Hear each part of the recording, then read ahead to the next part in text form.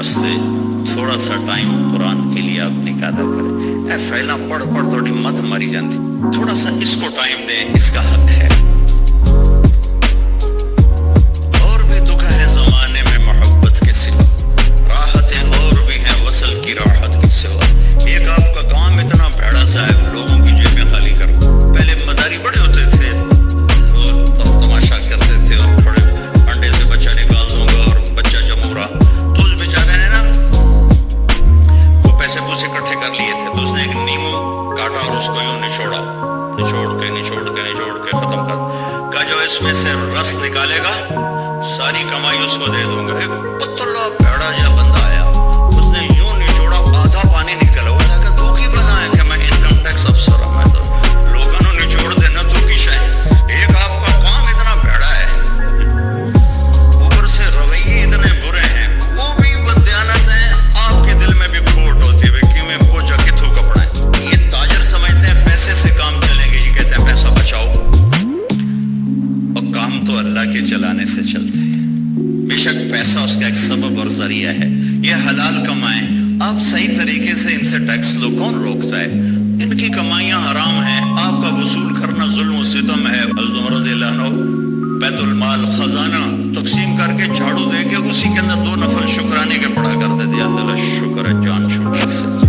کچھ وقت قرآن کے لیے نکالا کر, تھوڑا سا وقت. ہر زبان کا ترجمہ موجود ہے, تھوڑا سا میرے لیے ہے, آپ کے لیے. اچھا آپ کہتے ہیں میں بہت بزی ہوں, تو پورے قرآن میں 89 دفعہ آیا ہے یا ایھا الذین آمنوا, اے ایمان والو. یہ صرف طارق جمیل سے بات ہے, زینب اور فاطمہ سے بات ہے, اور غلام احمد سے بات ہے. اے ایمان والو 89, 90 بھی پورا نہیں.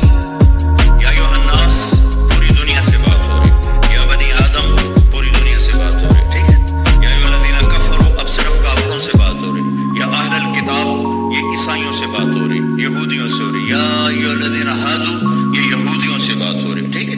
اور ایک بات ہے یا ایھا الذین آمنوا, اے ایمان, یہ ان سب سے بات ہو رہی, مجھ سے ہو رہی.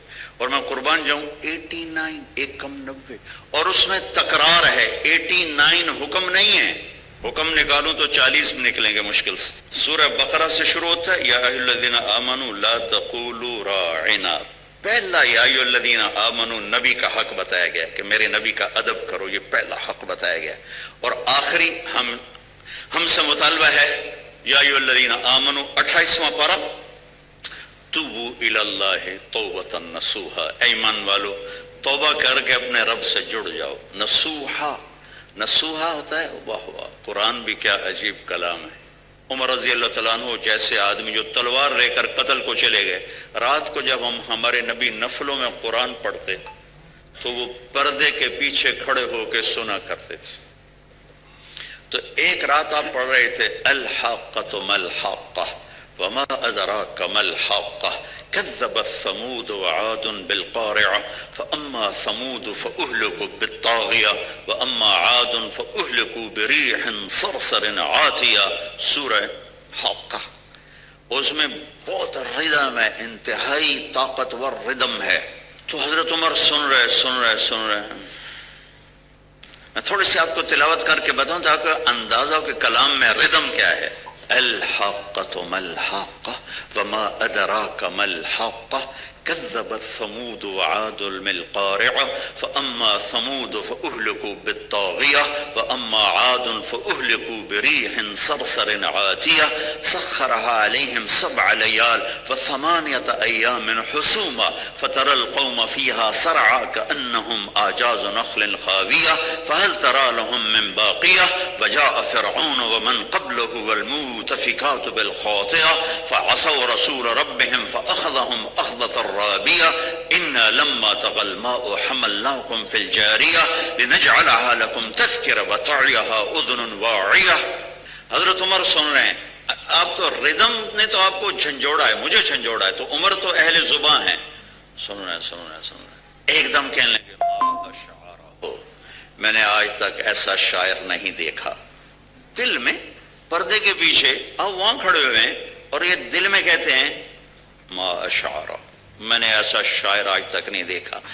این اس وقت میرے نبی نے یہ آیت پڑھی انہ لقول رسول کریم وما هو بقول شاعر، یہ رسول کا کلام ہے، یہ شاعر نہیں ہے۔ تو حضرت عمر کو ایک دم جو کرنٹ لگا تو بے ساختہ نکلا، ما اسحرہ، وہ کتنا بڑا جادوگر ہے، اتنی دور سے میرا